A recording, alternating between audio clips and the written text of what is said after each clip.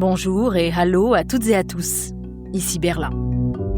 La langue allemande a une belle expression pour qualifier le gros ralentissement de l'actualité au cœur de l'été. C'est le Sommerloch, le trou estival. Généralement, il est assez profond, même les années d'élection, tout est calme et la presse se passionne pour des sangliers égarés ou des festivals absurdes.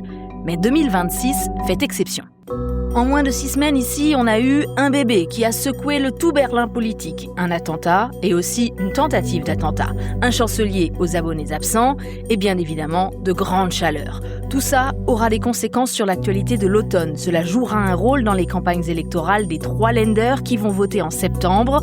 L'été a été placé sous le triple signe de l'instabilité, de l'insécurité et de l'impuissance. La rentrée sera chargée. Voici un épisode pour tout récapituler. Bienvenue dans un épisode que je n'avais pas du tout dans les tuyaux en partant en vacances mi-juillet. Je pensais reprendre le micro seulement en septembre, juste avant le scrutin dans le Land de Sachsen-Anhalt. Évidemment, il y aura bien un épisode avant cette élection qui pourrait porter au pouvoir l'extrême droite. Les sondages, actuellement, donnent encore et toujours l'AfD en tête, loin devant. Mais lors de mon retour de vacances, quand j'étais installée dans le train vers Berlin, en relisant la presse de l'été pour me mettre à la page, j'ai vite réalisé que si je voulais que vous ne soyez pas complètement perdus à la rentrée, ça serait pas mal de produire un épisode supplémentaire pour vous résumer les événements des dernières semaines. Et donc cet épisode sera un peu différent d'habitude, pas de reportage par exemple. En revanche, au micro, on a du lourd avec Pascal Thibault. Salut Pascal. Bonjour Hélène. Alors, je te présente quand même. Tu es le correspondant de Radio France Internationale, ici à Berlin, depuis plus de 30 ans. Et bien au-delà des ondes de RFI, on te connaît sur les réseaux sociaux, sur X, sur Instagram. Tu es devenu, depuis quelques années, absolument incontournable quand on parle d'Allemagne. Et je recommande d'ailleurs vivement de suivre ta newsletter, la fameuse Lettre d'Allemagne. Et je recommande même de s'y abonner parce que ça donne accès à des formats d'échange exclusifs, en coopération avec le podcast d'ailleurs. Et je vous en dis plus à la fin de l'épisode. Mais on ne traîne pas. Premier sujet Pascal, on a eu un été très politique. Moi, je m'attendais à avoir quand même quelques semaines de pause, de répit avant une rentrée très importante, on l'a dit, avec 3 scrutins régionaux. Mais en fait, pas du tout, parce que mi-juillet, on a eu une démission surprise, celle de Jens Spahn, et ça a contraint Friedrich Merz à remanier son gouvernement. Qui est Jens Spahn, Pascal, et pourquoi est-ce qu'avec le départ de cette personnalité clé, Friedrich Merz s'est retrouvé quand même assez bien embêté? Oui, tout à fait. Jens Spahn, c'est une personnalité centrale dans le monde chrétien-démocrate. C'est quelqu'un qui a 46 ans, mais qui a déjà une longue carrière politique derrière lui. Il est au Bundestag depuis quasiment un quart de siècle. C'est quelqu'un qui a beaucoup d'ambition et qui ne le cache pas. Il a déjà été ministre. C'est quelqu'un qui est plutôt à l'aile droite de la CDU, à qui on reproche ses contacts avec, par exemple, des personnalités du monde MAGA aux États-Unis, et c'est quelqu'un donc dont Friedrich Merz, lorsqu'il a été élu, ne pouvait pas se passer, parce que voilà, quelqu'un qui a ce profil peut aussi être, si on ne l'inclut pas dans le dispositif, peut être peut-être un rival potentiel. D'ailleurs, Jens Spahn a aussi été un rival de Friedrich Merz dans la course à la succession d'Angela Merkel pour prendre la tête du parti chrétien-démocrate. Ça, c'était en 2018. Tu l'as dit, un homme ambitieux, je dirais même intrigant, dans les 2 sens du terme français, avec quand même des casseroles, notamment une affaire liée à l'achat de masques pendant la pandémie, alors qu'il était ministre de la Santé. À ce moment-là, il n'a d'ailleurs pas laissé une très bonne impression à Bruxelles. Un homme de réseau, avec le bras long. Depuis mai 2025, il dirigeait le plus grand groupe parlementaire au Bundestag, donc il avait beaucoup de poids, c'était le chef des députés conservateurs, le type de personnes comme le whip aux États-Unis qui peuvent faire et défaire des lois, et donc jusqu'à cet été, il fallait mieux ne pas l'avoir comme ennemi dans les cercles du pouvoir. Jusqu'à donc ce qui paraissait a priori comme une nouvelle sympathique des pages roses durant l'été, il annonce sur les réseaux sociaux, ou son partenaire annonce donc la naissance de leur enfant aux États-Unis grâce à une mère qui a porté leur enfant là-bas. Au début, il y a des réactions positives, polies, même si ce n'est pas l'enthousiasme délirant entre guillemets dans le monde conservateur. Friedrich Merz le félicite et d'autres. Et puis assez vite, on s'aperçoit que dans ce monde chrétien-démocrate, où finalement, beaucoup commencent à se dire que ça fait quand même désordre d'avoir un patron du groupe parlementaire qui s'assoit sur les lois de la République et sur ce qu'a décidé le congrès du parti. Oui, la GPA, la gestation pour autrui, n'est pas autorisée en Allemagne. Et à l'aide CDU, on tient vraiment à ce que ça reste comme ça, pas question d'assouplir la législation. Et donc Jens Spahn s'est pris les pieds lui-même dans le tapis. Faites ce que je dis, mais faites pas ce que je fais. Il a été poussé dehors en quelques heures par la base du parti. Oui, effectivement, il y a eu des réactions qui au début ont été assez timides, et puis des personnalités de plus en plus importantes dans les régions qui ont pris la parole ou qui se sont exprimées sur les réseaux sociaux pour dire que c'était quand même assez fort de café. Les choses se sont, comme on le connaît sur les réseaux sociaux, se sont un peu accélérées. Quelques heures plus tard, 24 heures plus tard, un samedi, Jens Spahn annonce qu'il se retire. Donc ça implique effectivement, avec ce morceau assez central de l'architecture du pouvoir de Friedrich Merz, eh bien ça va déboucher sur un remaniement ministériel qui n'était pas forcément prévu aussi vite et pas forcément en plein milieu de l'été. Et ça s'est très mal passé. On a vraiment vu à ce moment-là l'ampleur de l'incompétence de la communication des équipes de Friedrich Merz, des annonces prématurées, des rectificatifs. Quand j'ai lu a posteriori, dans mon train de retour de vacances, les articles de la presse allemande sur cette séquence politique, j'ai vraiment été frappée par la colère, la fronde interne qu'on a eue à ce moment-là à la CDU. Là, on peut plus dire que cette fronde, elle couve, elle éclate au grand jour de plus en plus. Oui, effectivement, ça a été mal géré. Même si je trouve que parfois les critiques contre Friedrich Merz sont exagérées, par exemple le fait que tel ou tel secrétaire d'État ait été remplacé sans que le chancelier ne décroche son téléphone, c'est pas le job du chancelier de faire ça, c'est le job du ministre ou de la ministre. Mais c'est vrai que ça a été mal communiqué et ça effectivement, ça alimente la grogne à la base de la CDU avec de plus en plus de personnes qui officiellement ou de façon plus discrète trouvent que quand ils sont dans le camp conservateur des chrétiens-démocrates, qui était un peu leur héros, et ben finalement les déçoit beaucoup. Alors donc il a fallu remplacer donc le président du groupe parlementaire, logiquement, puisqu'il se retirait. C'est donc le chef de la chancellerie qui va prendre ce rôle, qui n'a pas d'ailleurs convaincu au poste qu'il avait. Donc il faut trouver un nouveau responsable de la chancellerie, c'est donc la ministre de la Santé, si on veut rentrer dans les détails, qui va occuper ce poste, qu'on remercie d'une certaine façon pour sa réforme de la Sécu, de la sécurité sociale qui est adoptée avant l'été.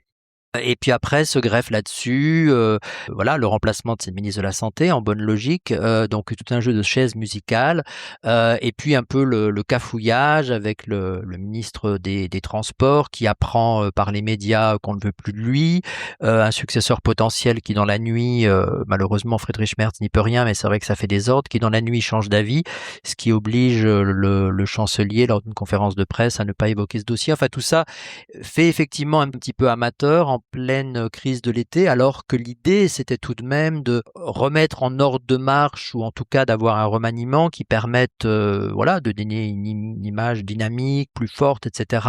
du camp conservateur à quelques semaines d'élections régionales très attendues au mois de septembre. Mais moi, ce qui m'a frappé dans ces grands papiers, que ce soit Die Zeit, Der Spiegel, même Focus, c'est qu'on remet sur la table l'hypothèse d'un départ anticipé du chancelier. La colère, elle est telle au sein des chrétiens-démocrates qu'on se dit que la parenthèse Merz devrait peut-être se refermer un peu plus tôt que prévu, et c'est quand même assez surprenant parce que il a essayé fin juin, début juillet, avec la présentation de grandes réformes, de se présenter sous un nouveau visage, dans le rôle d'un homme qui resserre les rangs, qui tient ses troupes. On avait dit d'ailleurs à ce moment-là que c'était plutôt réussi comme exercice, mais en réalité, ça n'a pas duré longtemps. Oui, effectivement, la grogne augmente, également parmi ceux ou celles qui étaient ses partisans les plus importants, par exemple dans le Bade-Wurtemberg, dans l'est du pays où on était assez réticent face à la personnalité d'Angela Merkel ou plus globalement des personnes les plus libérales au sein de la CDU, ou bien également au sein des jeunesses chrétiens-démocrates pour qui Merz était le sauveur, en quelque sorte le messie qui allait remettre l'Allemagne sur le bon chemin. On a des déceptions sur la personnalité de Friedrich Merz, sur sa gestion des affaires. On a du mal à imaginer, pour rester prudent, qu'il soit à nouveau celui qui emmènera les chrétiens-démocrates lors de la prochaine campagne électorale en 2029. Sera-t-il remplacé dès l'automne si les résultats de la CDU lors des régionales du mois de septembre sont catastrophiques? Le problème, c'est un peu qu'il n'y a c'est difficile de trouver un remplaçant comme cela. On parle certes beaucoup souvent du ministre-président de Rhénanie du Nord-Westphalie, mais il a une élection importante au printemps prochain. Ça serait évidemment plus facile pour lui si elle était derrière lui, s'il avait été réélu confortablement, ça assoirait sa légitimité. Quitter son fief où il est bien installé pour prendre la direction d'une coalition et d'une chancellerie où les perspectives de succès sont quand même un peu fragiles, ce n'est pas forcément du tout évident. Oui, peut-être que là, il faut quand même dire que l'autre partie de la coalition, le SPD, n'est pas non plus en grande forme. Pascal, est-ce que tu as les derniers sondages en tête ? La CDU, il y a quelques jours, a atteint les 20% dans un sondage. Les chrétiens démocrates allemands vont-ils bientôt être en dessous de la barre des 20%? Ça serait aussi historique. Les social-démocrates sont dans les sondages autour de 12%. C'est quand même pour ce parti qui a joué un rôle majeur dans la vie politique allemande, c'est quand même lamentable. Alors certes, ils ont au sein de l'équipe gouvernementale des gens qui font mieux le job et en tout cas qui paraissent être plus professionnels. Mais c'est vrai que le parti ne tire aucun bénéfice de cette nouvelle grande coalition et que sa direction est aussi mise en cause. Et on nous parle même d'un possible congrès exceptionnel du parti cet automne pour changer le binôme qui dirige le parti. Alors peut-être qu'on s'est un peu échauffé entre sociodémocrates sur le sujet cet été. C'est vrai que ça crise sur la future réforme des retraites qui a été prévalidée par la coalition et donc par le SPD. Mais si le duo aux manettes à la tête du parti, Bärbel Bas, Lars Klingbeil, donc si ce duo est remercié par les camarades, on aura quand même deux poids lourds du gouvernement, puisque Bärbel Bas est la ministre des Affaires sociales et Lars Klingbeil est le ministre des Finances, deux poids lourds qui seraient très affaiblis. Donc il faut voir comment ça se passe à la rentrée. Peut-être que après les élections régionales, les esprits vont se calmer un petit peu. De toute façon, dans l'état actuel des forces élues au Parlement, au Bundestag, la grande coalition est la seule majorité possible, puisque une alliance des droites CDU-AfD, CDU et l'extrême droite n'est pas du tout dans les tuyaux. Alors, deuxième sujet très fort cet été, les questions de sécurité, Pascal. Avec un attentat, le samedi 25 juillet, à Berlin, un jeune terroriste islamiste a foncé avec sa voiture bélier contre la marche des fiertés, la parade de la CSD, dans le parc du Tiergarten. Une femme a été tuée, il y a eu 31 blessés. Berlin, ville capitale qui va voter cet automne, puisque c'est aussi un land. Et donc, ça a marqué l'été de Berlin, ça a marqué l'été allemand, ça va marquer la rentrée. Oui, effectivement, il suffit malheureusement d'un attentat tragique comme celui de Berlin pour que de nouveau les thèmes de la sécurité, de l'immigration reviennent encore plus dans le débat public, surtout à quelques semaines des élections. On était, lorsque l'attaque a eu lieu à Berlin, on était grosso modo à 2 mois des élections ici dans la capitale allemande qui auront lieu le 20 septembre. Évidemment, de nombreux débats, notamment à cause du profil de l'auteur de l'attentat, de quelqu'un qui est né, qui a grandi ici, qui s'est radicalisé, qui était déjà dans le radar des autorités, qui avait tenté de rejoindre des mouvements islamiques et au Sahel et en Syrie, arrêté au Liban, le pays de ses parents, il avait été renvoyé en Allemagne, il avait été condamné, mais était resté en liberté. Et donc après, il y a eu donc une polémique sur la question de savoir si la justice avait failli et si elle aurait dû mettre cette personne en prison. L'extrême droite, qui est au plus haut dans les sondages en Allemagne et qui frôle la barre des 30%, a été dans un sondage avant les élections à Berlin, pour la ville de Berlin, à un moment en tête des élections, même si tout ça pour l'instant est très très serré. Mais c'est quand même quelque chose de notable dans une ville traditionnellement très à gauche où l'AfD, comme dans la plupart des grandes villes allemandes, était traditionnellement relativement faible. On a vu aussi lors de grandes manifestations postérieures à cette attaque, encore récemment pour cette parade techno Rave the Planet, combien les mesures de sécurité de la police ont été renforcées. Je ne veux pas dire que ça crée une psychose, mais c'est sûr que ça imprègne le débat. On le voit aussi sur les affiches qui sont accrochées sur pas mal de lampadaires dans les rues. L'AfD a 27-28%, même dans certains sondages, et au-dessus de 40% en Saxe-Anhalt, où on vote le 6 septembre, et au-dessus de 35% en Mecklembourg-Poméranie, où là, on vote le 20 septembre, comme Berlin. Un mot d'ailleurs sur ce scrutin de Berlin. Le maire sortant, Kai Wegner, un maire CDU, a dû renoncer à être candidat à sa propre succession. Ça aussi, un événement de l'été, tout début juillet. Les sondages étaient trop mauvais, il était trop impopulaire à cause de sa gestion absolument pitoyable de la grande panne d'électricité de janvier dans le sud-ouest de Berlin, qui sont les arrondissements qui votent CDU. Donc il a rendu son tablier et c'est son adjoint aux finances, Stefan Evers, qui est donc candidat à sa place. Encore un événement dont aurait bien aimé se passer la CDU cet été. Alors, après l'attaque contre la CSD, l'autre grand sujet sécurité de l'été, c'est le retour de la menace des drones, avec la découverte le 4 août dernier, sur le tarmac de l'aéroport de Leipzig, d'un drone chargé de 800 grammes d'explosifs militaires. Et ce qu'ont montré les caméras de surveillance, c'est que ce quadricoptère, donc c'est un engin avec 4 hélices, a été projeté façon drone kamikaze contre un avion de transport d'armes et de munitions ukrainien. C'était donc une bombe volante qui n'a pas explosé, mais on est passé vraiment à deux doigts d'un événement majeur qui aurait eu des conséquences géopolitiques extrêmement importantes. Mais Friedrich Merz, Pascal, n'est pas rentré de vacances.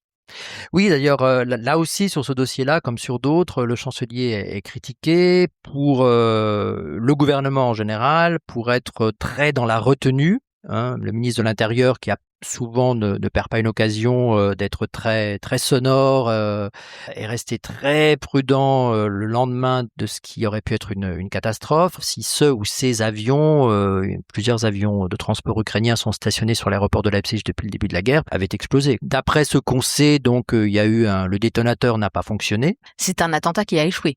Tout à fait. C'est à ma connaissance la première fois qu'un drone chargé d'explosifs est retrouvé sur le sol de l'OTAN. On aurait franchi un cap et j'ai l'impression qu'au cœur de l'été, on n'a pas totalement pris la mesure de ce que c'était en fait. En tout cas, on a souvent l'impression que les autorités allemandes, est-ce que d'autres feraient mieux? Je ne sais pas. Rament un petit peu, soit ne prennent pas la mesure de la gravité de ces choses, ou bien font beaucoup de déclarations et d'annonces sans que ça ait forcément des conséquences. Le ministre de l'Intérieur nous annonce régulièrement qu'une nouvelle unité est créée, on renforce les spécialistes, etc. Et puis là, on a un drone qui arrive sur le tarmac d'un aéroport qui n'est pas un aéroport complètement inconnu, celui de Leipzig-Halle. Et ça paraît quand même curieux que ça soit possible au moins de détecter ce drone. Après, on aurait pu imaginer que la direction de l'OTAN organise une réunion d'urgence pour évoquer le sujet, parce qu'après tout ce qui s'est passé à Leipzig peut se passer peut-être demain ailleurs. Et les déclarations le week-end dernier de Lavrov, le ministre des Affaires étrangères russe, disant à demi-mot que son pays fera tout pour lutter contre le soutien militaire de l'Ouest, on avait presque l'impression qu'il allait reconnaître la paternité de ce qui s'est passé à Leipzig, puisqu'il faut quand même souligner que même si le ministre de l'Intérieur et Friedrich Merz et d'autres sont très prudents, les yeux sont quand même très rivés sur Moscou. D'autres responsables dans l'opposition, libéraux ouverts, n'ont pas perdu de temps pour dénoncer une responsabilité qui pour eux vient de l'Est. En plus, la même semaine, on a surpris des passages de drones au-dessus d'une base militaire de Rhénanie qui abrite dans ses sous-sols des hangars où sont réparés les missiles du système de défense aérien Patriot. Mi-août, j'ai pu m'entretenir avec l'expert militaire Carlo Massala, qui est professeur à l'université de la Bundeswehr à Munich. Il me l'a confirmé, cette guerre hybride, elle frappe de nombreux pays de l'OTAN, mais l'Allemagne est particulièrement visée. C'est parce que l'Allemagne est le premier soutien de l'Ukraine en Europe. Si l'Allemagne cesse d'envoyer des armes ou baisse la voilure, le reste de l'Europe suivra. Un jour avant la découverte du drone, le magazine Die Zeit a révélé que nos services avaient déjoué un attentat contre un patron d'une entreprise d'armement. Ça fait donc le deuxième manager allemand dans le secteur de l'armement, menacé directement d'assassinat par les services russes. C'est dire si la Russie se concentre particulièrement sur l'Allemagne. Ces attaques hybrides ont lieu partout, mais en Allemagne, elles sont beaucoup plus risquées. On cherche à assassiner des patrons. On organise une attaque sur un avion. Ce sont des opérations à haut risque de la part de la Russie. Enfin, si on part du principe que c'est la Russie. En tout cas, ceux qui les mènent sont prêts à prendre de grands risques en toute connaissance de cause. Alors cela dit, l'Allemagne réagit. Ça aussi, Pascal, c'était dans l'actualité de l'été, juste après l'affaire du drone de Leipzig, hasard du calendrier. Le ministre de l'Intérieur, Alexander Dobrindt, a présenté une grande réforme des systèmes de renseignement allemands. Alors, il faut savoir que les renseignements allemands, jusqu'à présent, c'était pas James Bond, c'était plutôt Derrick. Ils ne pouvaient rien faire des informations collectées. Alors, évidemment, tout ça, on l'a pas appris cet été, mais c'est vrai qu'à la faveur de cette réforme qui a été présentée en Conseil des ministres, on a pu vraiment se replonger dans les détails et prendre la mesure des limites constitutionnelles contre lesquelles se heurtent les services de renseignement, qui étaient finalement totalement impuissants, et ça paraît dingue dans le contexte actuel, donc ça va changer. Oui, c'est vrai que c'est un peu une révolution copernicienne qui se prépare. Très longtemps, effectivement, ces services, pour des raisons historiques, en raison des dérapages, plus que des dérapages, des dérives monstrueuses sous le Troisième Reich, on a extrêmement réduit les compétences de ces services en faisant uniquement des services de renseignement, sans mission opérative, avec un contrôle extrêmement important par le Parlement, par d'autres instances également. Il y a beaucoup de contraintes, beaucoup de compétences qui n'étaient pas accordées. Tout cela doit beaucoup changer. Et puis, il y avait aussi sans doute le fait que, comme pour la défense, on s'était aussi sans doute reposé dans le passé sur le grand frère américain. Donc un ancien responsable de ces services avait dit que les services allemands étaient des végétariens parmi les d'autres services secrets, terme que jusqu'à présent on n'utilisait pas en Allemagne.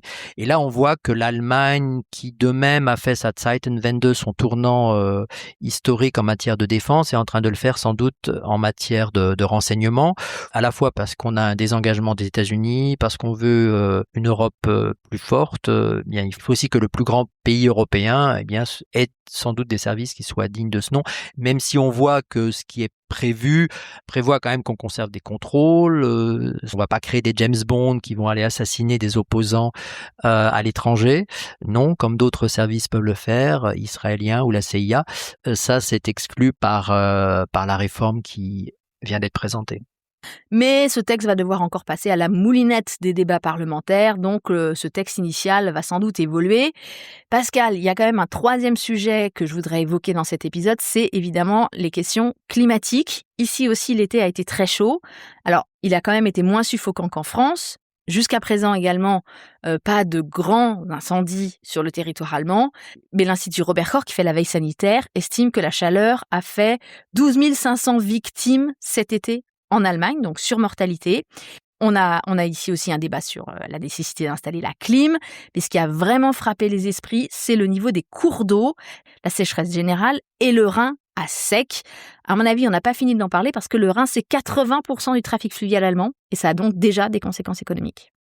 Oui, c'est surtout ça qui a défrayé la chronique ces dernières semaines. La sécheresse dans le Rhin, ça concerne aussi d'autres rivières comme le Danube et l'Elbe qui sont moins importantes pour le trafic fluvial. Bon, il y a aussi sûrement un petit peu le côté symbolique de ce fleuve. On connaît les légendes germaniques, la Lorelei que tous les germanistes ont appris en cours d'allemand. Mais effectivement, il y a aussi le Rhin, artère économique centrale. Voilà, soit on part de ports comme Rotterdam aux Pays-Bas pour acheminer un certain nombre de matières premières, etc., dans des zones très industrialisées, le bassin de la Ruhr est plus bas, les grandes industries chimiques, BASF, à Ludwigshafen, ou dans l'autre sens évidemment pour acheminer les produits finis de ces industries vers les ports néerlandais. Donc le Rhin super important et on voit qu'on n'a pas d'alternative en cas de sécheresse. On essaye de remettre une partie de ce trafic sur les routes, mais elles sont déjà très encombrées. Les ponts sont mal en point pour supporter le nombre de poids lourds. La Deutsche Bahn essaye de proposer un certain nombre d'alternatives, mais c'est extrêmement limité. Il y a déjà des économistes qui essayent de calculer qu'est-ce que ça pourrait avoir comme conséquence sur la croissance pour cette année, baisse de 0,1, 0,2% au troisième trimestre, on verra à l'arrivée. Et puis aussi, on voit des débats avec des oppositions au sein du gouvernement.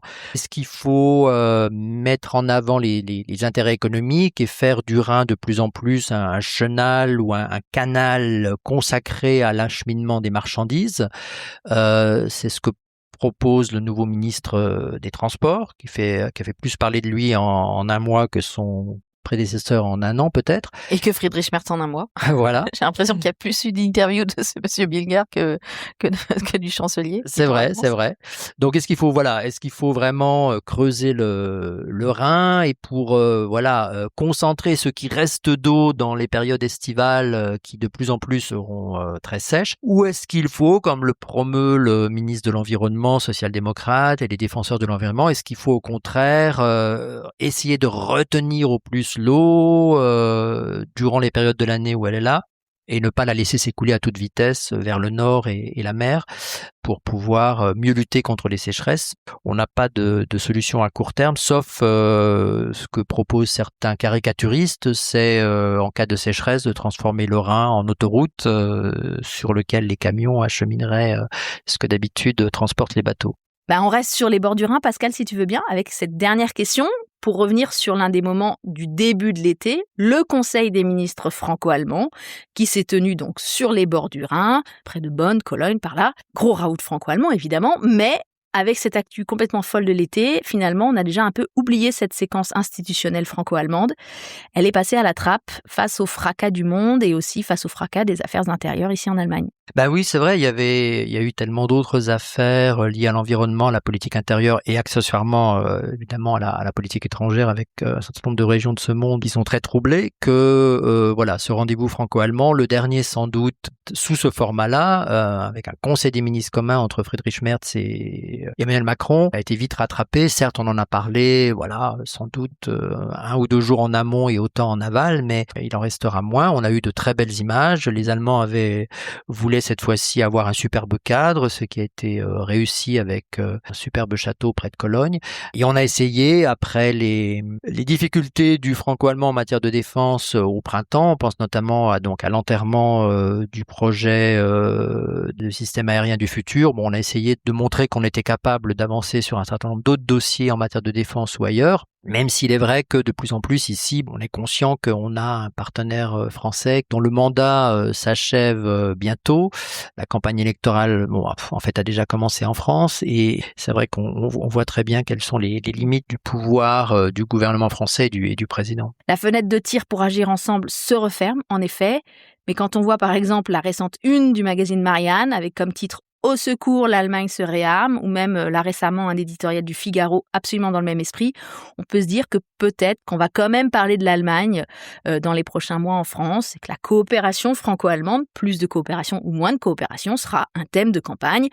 On peut rêver peut-être dans notre bulle franco-allemande. En tout cas, toi et moi, nous serons là pour accompagner cette actualité. Toi, Pascal, avec ta lettre d'Allemagne. Pour celles et ceux qui sont passés à côté, c'est la newsletter à suivre pour avoir au moins 1 fois par mois une bonne piqûre de rappel de l'actualité allemande, avec des extraits de la presse, des caricatures, etc. C'est très complémentaire de ce que vous pouvez entendre ici dans les épisodes du podcast. Et c'est gratuit, comme le podcast, mais il est possible de s'abonner pour nous soutenir. Je ne vous cache pas qu'avec la progression fulgurante de l'intelligence artificielle qui produit des contenus automatisés, le journalisme de qualité est vraiment menacé, tout simplement parce que lui, il exige des nuances et des ressources en temps, des contacts, pour faire des interviews, des reportages, des analyses. Et donc, chaque petite contribution financière est la bienvenue pour que nous puissions continuer à faire notre travail et vous fournir les informations qu'il vous faut pour rester des citoyennes, des citoyens avertis. En plus, si vous vous abonnez, sachez que vous pourrez aussi participer gratuitement, mi-septembre, à notre 2e session d'échange en ligne. Pascal et moi avons lancé ce format au début de l'été. En gros, on se connecte et puis vous nous posez toutes les questions que vous voulez sur l'Allemagne. Pour les gens qui ne sont pas abonnés, ni à la lettre d'Allemagne, ni au podcast, on mettra un lien payant en ligne, en temps et en heure, et vous pourrez quand même participer monnayant une petite contribution. Ce sera autour du 15 septembre, mais on vous confirmera tout ça. Merci à toutes et à tous d'avoir pris le temps d'écouter cet épisode. Le lien pour s'abonner à partir de 3 € par mois seulement, il est en commentaire. Le podcast avec un K revient dès le 4 septembre. Je m'appelle Hélène Cole avec un K et je vous dis à bientôt. Bis bald!